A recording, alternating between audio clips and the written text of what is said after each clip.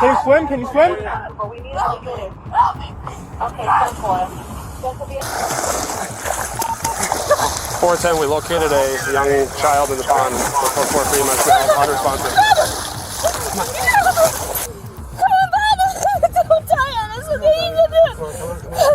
Can you come here, Rocky?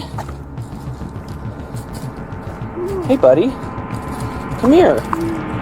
Hey, Rocky. No, Rocky. These are the heart-stopping moments when police officers put their own lives on the line to save a child in danger. Each of these incredible rescues was captured live, leaving thousands of viewers stunned as they watched it unfold in real time. Let's begin with the most extreme case, when officers were dispatched to the scene that left a baby pinned under an overturned vehicle. It's hey! Under here. We need to move the car. On October 23, 2025, along a busy stretch of I-30 between East Chase Parkway and Cooks Lane, an ordinary afternoon turned into a nightmare when a violent collision sent a vehicle rolling across the highway, throwing a woman and an infant into the roadway. Nearby witnesses watched in horror as the overturned vehicle came to rest on top of the baby, pinning the child beneath twisted metal. Two Fort Worth police officers, Sergeant R. Nichols and Officer E. Bounds, rushed toward the scene. In this critical situation, every second mattered.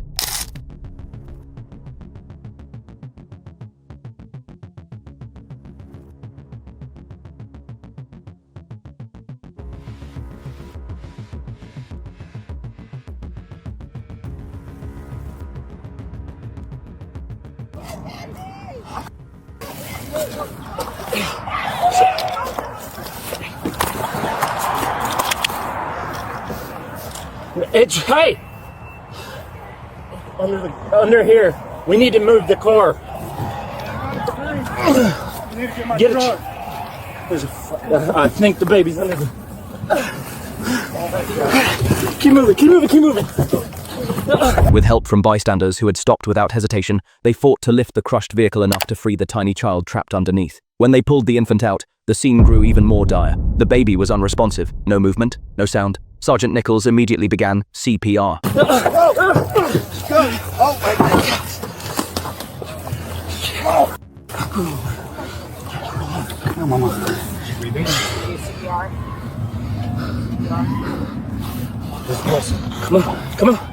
Come on, roll over, get out of the room now. Okay. She has a pulse. Is she breathing though?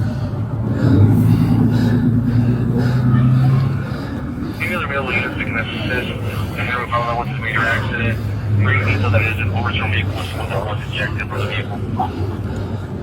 Come on. I think I feel a breath. I feel her breathing. Once we say, like, finish up here, I guess that way.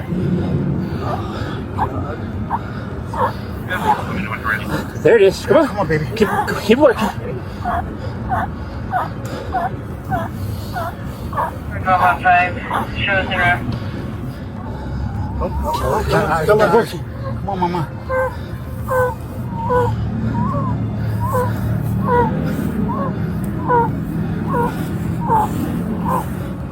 There you go, Mama. There you go. There you go, Mama. Oh. Yeah.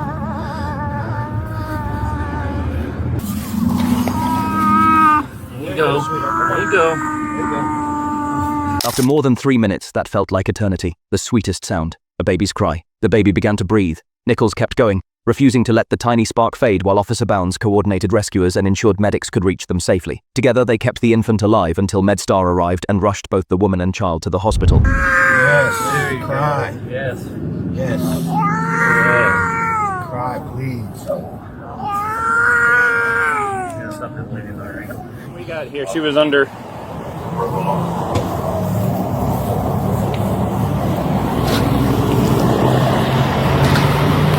Against all odds, both survived. Doctors expect them to make a full recovery. Fort Worth PD Police Chief Eddie Garcia praised the officers' heroic efforts in a post to X, saying they made Fort Worth Department and the entire city of Fort Worth proud.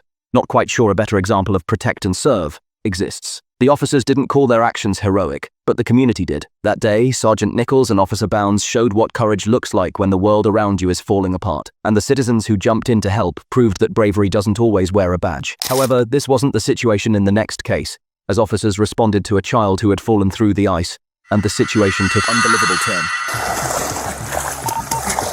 410, we located a young child in the pond. 443 must be unresponsive.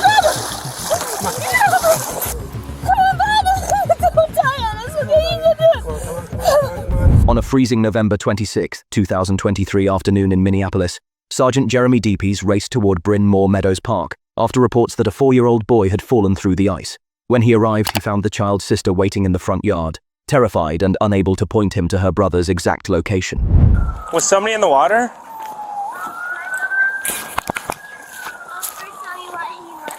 Where is he? My baby brother, who is 2, he told me that he fell in the water. Where is he? And I don't know. Where's your 2-year-old brother right now? He's in the house. So he's not in the water right now? Yeah, maybe. Hold on. I have 2. So he's not in the house right now.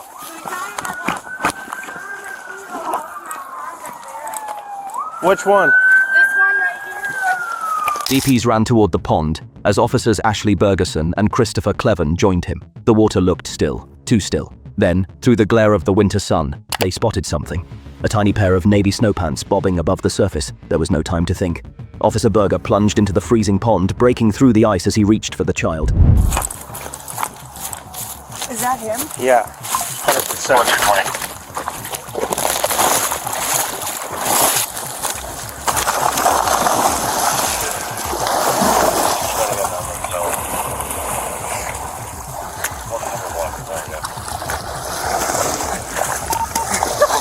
We located a young child in the pond. 443 must be unresponsive.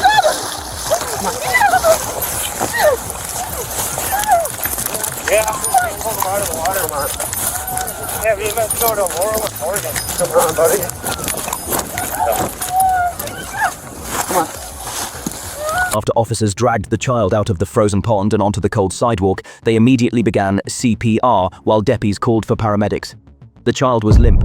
No pulse, no breathing, nothing. They pounded on his back, pleading for him to fight.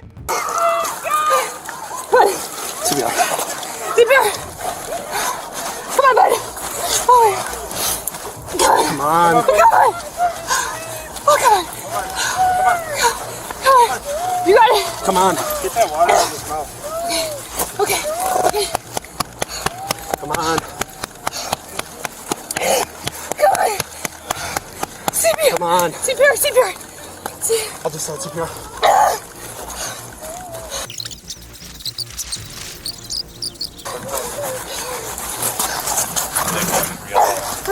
Come on. Come on, buddy. Come on. Come on, buddy. Come on. What do you guys need right now? Something warm. Yeah, it's good. Body's super cold. We need something to warm him up. We need to. Want to put him in? I don't feel like I'm getting good enough. This is good. This is good enough. Yeah, you're good. You're good. You're good. Come on, bud. Don't die on us. Okay? Come on. Minutes felt like hours. As they were performing CPR, the female officer began crying, proving just how deeply officers care for the people they serve. The emotional fear in her voice felt as real and raw as a mother's fear of losing her own child. Her reaction was a quiet reminder of the humanity behind the badge. When medics arrived, the female officer climbed into the ambulance and rode with the child to the hospital. She wasn't leaving his side. Not again.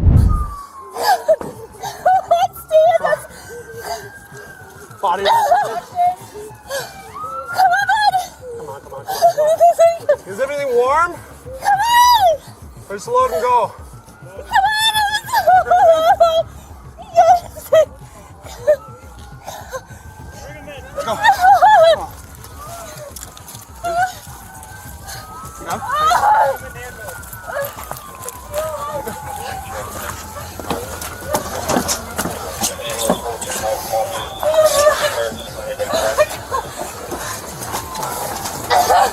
Days later, after being placed in a medically induced coma, the child finally opened his eyes. Against all odds, he survived. For their actions that day, Bergerson and Cleven received the Medal of Valor. Deepies received a life-saving award. The child suffered injuries, but he got something far more powerful, a second chance at life. And it was given to him by officers who chose to dive through ice, push past fear and hold on to hope when it mattered most. The next call would take officers into a situation as unpredictable as it was dangerous. Can you come here, Rocky? Hey, buddy. Come here. Hey, Rocky. No, Rocky. On October 3rd, 2025, multiple 911 calls poured in, reports of a young child on a roof and frantic pleas that he might jump. Callers said the boy was nonverbal and had autism. When officers arrived, the scene was tense. The child paced near the roof's edge, unaware of the drop below. His grandmother stood helpless on the ground. Every second mattered, but every movement could make it worse. An officer climbed up and moved carefully toward the boy. Okay. What's his name? Rocky. Hey, Rocky. Can you come here, Rocky? Hey, buddy. For a moment it seemed to be working, but what happens next is truly shocking. Can you come here, Rocky? Hey, buddy.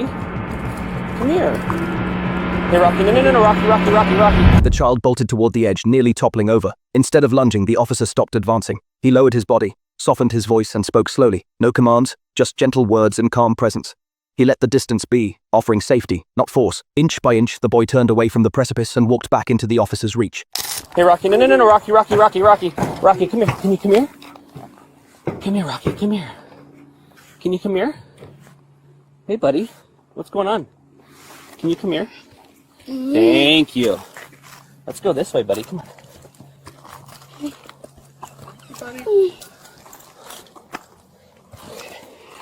So, wait, that thing is not stable. Let's wait for fire, I think. I agree. Okay. Let's have a seat, bud. Can we sit down? Can we sit down? We're going to wait for fire to get here. They'll have a ladder, and then that way we have even just more secured with him coming down. I think that would be the best bet. Oh, there you go. Cool. Yeah, she said that he, opened the gate and then just climbed up on top, and all of a sudden he's just on the roof. So that quiet approach changed everything. With patience and soft communication, the officers kept the child from panicking. They held on to him lightly, steady and non-threatening, until firefighters from Tualatin Valley Fire and Rescue arrived and a coordinated plan was in place. Together, they guided the child down. Slow, deliberate, careful. Once on solid ground, the child was returned to his family, unharmed. This call is a reminder that behavior linked to autism is often a form of communication, sensory seeking, fear, or confusion, not defiance. Approaching those moments with calm, patience, and respect can avert disaster. The next incident would take officers, and us, straight into an icy battle for survival along the Harlem River. Can you swim? On a weekday, November 11th, 2025, just after 2 p.m., NYPD officers from the 32nd Precinct responded to reports of a teenage girl attempting to jump from Harlem River Drive. As officers Ankit Gupta, Wilma Guerrero, and Schweibel Amine approached the area, they saw the girl standing near the rocks, visibly distressed. Before anyone could reach her, she suddenly stepped off the edge and dropped into the freezing water below. The officers immediately ran toward the shoreline. From about 20 feet out, they heard her calling for help, struggling to stay above the surface in the cold current. Yo! Central notify you.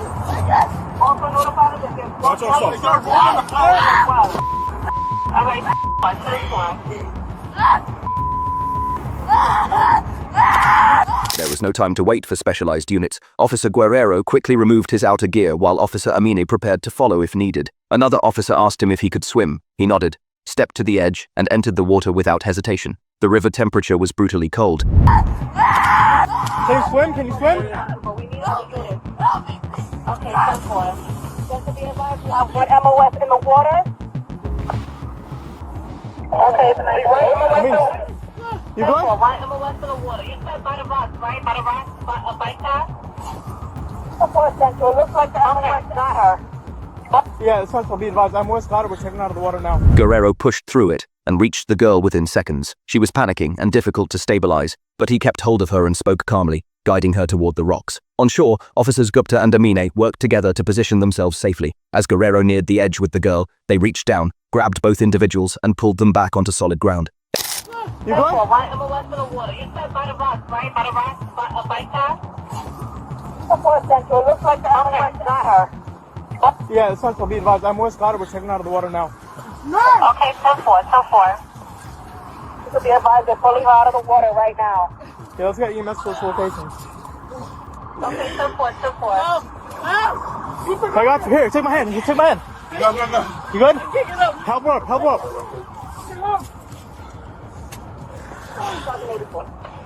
Okay. Emergency responders arrived moments later and wrapped the girl in blankets to warm her, and quickly transported to a hospital for evaluation. For the 3 officers, each with less than 4 years on the job, it was their first water rescue, but their teamwork, quick decision-making, and steady communication prevented a dangerous situation from becoming something far worse. Just when you think it can't get any more dire, the upcoming case proves otherwise. He has asthma. He has asthma. Here, I pass my neighbor to you. On February 16, 2024 in Texas, just before 4:30 p.m., Austin police officers Dalton Schroeder and Jason Wright were dispatched to a welfare check that had suddenly turned urgent. The caller reported a child in distress. When the officers arrived at the scene, they were met with pure chaos, a frantic family, a terrified boy, and a race against time happening right in front of them. The child wasn't breathing. Relatives explained through tears that he had choked on a piece of candy. Officer Schroeder lifted little William Martinez Romero and began performing back blows in abdominal thrusts, desperately trying to clear the blockage, while Officer Wright immediately prepared the anti-choking device for use. Working together, the officers placed the device over William's mouth and nose, but the object was deeply lodged. Nothing seemed to work. Hey, Jason, lay him on this.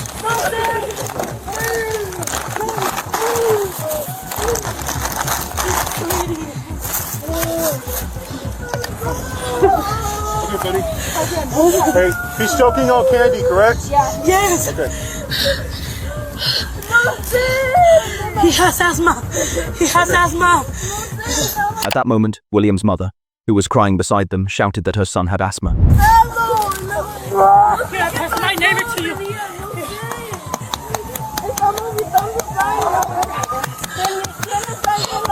Hey, take a breath. Listen to me. Did you get the candy out of his? No.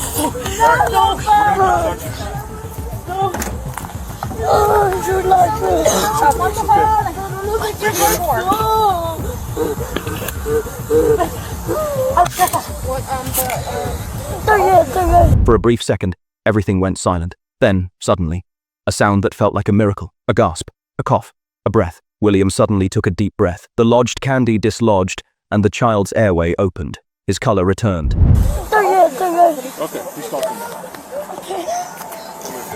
Hey, get some water. I want the water.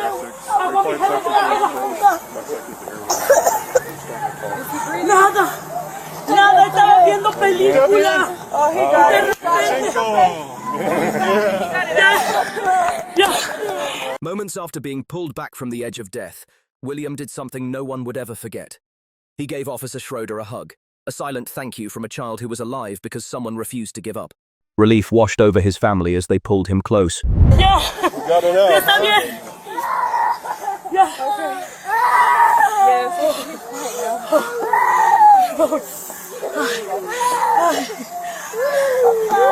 I call you back. Are you okay, baby?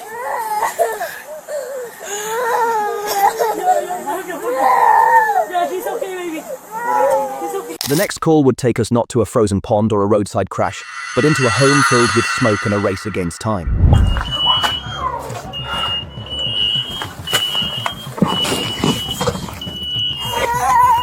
On December 1st, 2025 at 2:50 p.m., deputies in Racine County were dispatched to what first came in as a house fire, but the moment they arrived at the scene, it was clear this was no ordinary call. Upon arrival, the deputies could see smoke coming out of the residence. The deputies encountered a Raymond Fire Chief officer and a Town of Norway police officer at the front door of the residence. They reported the news no first responder ever wants to hear. 2 individuals were believed to still be inside. With no firefighters yet suited and ready, a responding deputy moved toward the attached garage, one of the only access points not blocked by flames.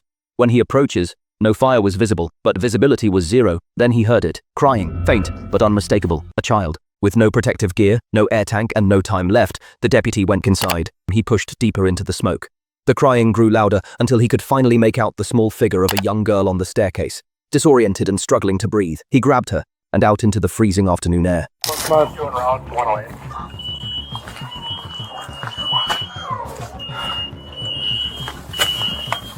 I got you.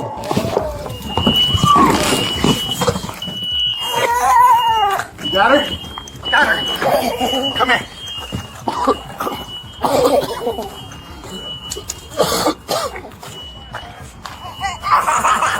We got you. She was immediately turned over to the Norway police officer, who rushed her toward medical aid. But there was still another person unaccounted for. The deputy tried to re-enter the home to reach the missing woman, but the smoke had grown impossibly dense. Without protective equipment, a second attempt would have been fatal. Moments later, firefighters wearing full gear and breathing apparatus entered the residence. They eventually located 38-year-old Jenna R. Zwilka, a mother of 2.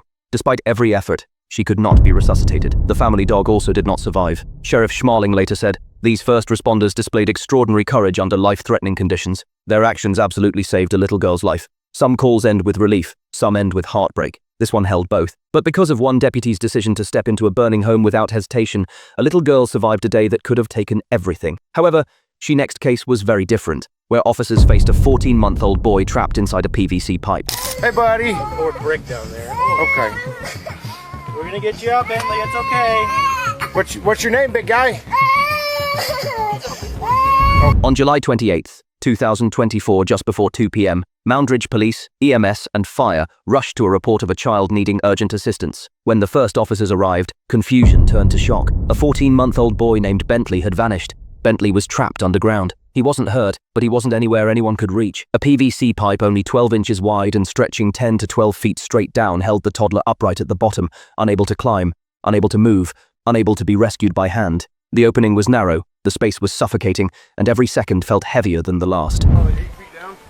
8 or 10, somewhere around there. Is he heads up? He's okay. He was standing up. He's head up. Hey, buddy. Poured brick down there. Okay. We're gonna get you out, Bentley. It's okay. What's your name, big guy? Okay, what's his name? Bentley. Okay. It's all right.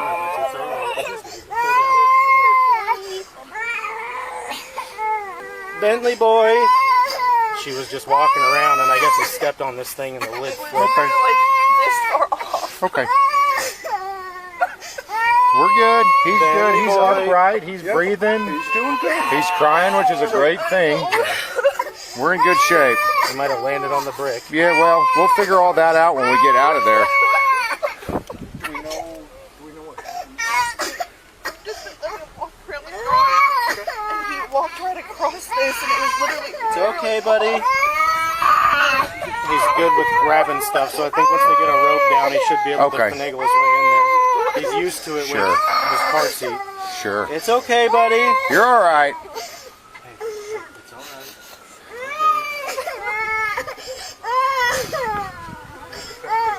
See, and he's standing up. Well, he's good. He's good. He's standing up. Both of his legs are okay. Yeah, he's all right. He's all right. He might have got scratched up on the Oh, yeah. He's probably good. There's people coming to help. You hear them?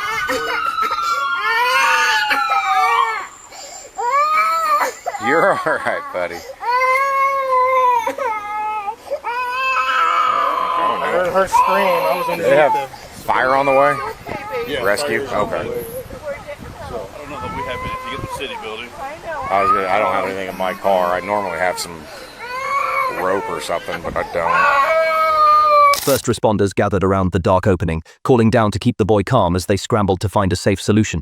Falling debris could injure him. Forcing tools down the pipe could wedge him deeper. There was no room for error. Officer Ronnie Wagner looked at the scene, looked at the equipment on hand, and chose to improvise. With no specialized rescue gear small enough to reach Bentley, he grabbed another PVC pipe, rope, and pure determination. Right there in the dirt, surrounded by anxious family members, Wagner built a makeshift rescue tool, a homemade catchpole designed to loop around the toddler without harming him. It wasn't standard, it wasn't pretty, but it might work.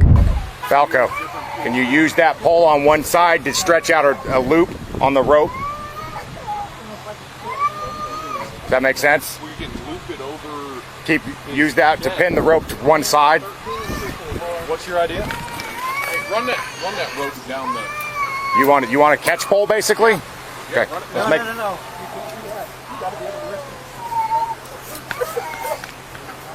We'll just make a quick catch pole. You got that in? Yeah.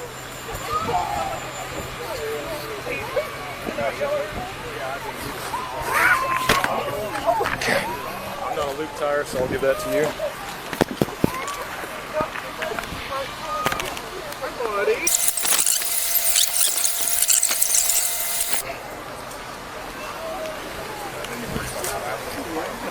How are we gonna? See if you can't get that around his shoulders or something. Or or even take as much slack as you need.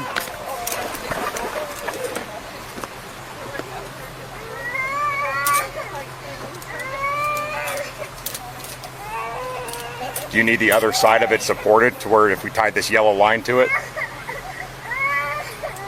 Firefighters held the rope steady. EMS stood by ready to take the child the moment he surfaced. Officers lay flat on the ground, calling reassurance down the narrow cylinder as Bentley whimpered in fear. Then the pole slipped around him. Slowly, inch by inch, they lifted. The tension was unbearable. If the rope slipped, he'd fall back down. If the pole shifted, he could be hurt. But the team held steady, working together with precise, delicate movements, more like surgeons than rescuers. And then Bentley's tiny head appeared at the surface. There we go.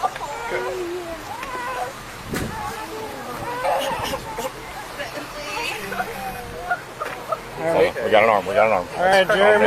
Nice and easy. Nice slack. Loosen it up here. Yep. Let's go down. There you go. Plenty of slack. Right here. Right here.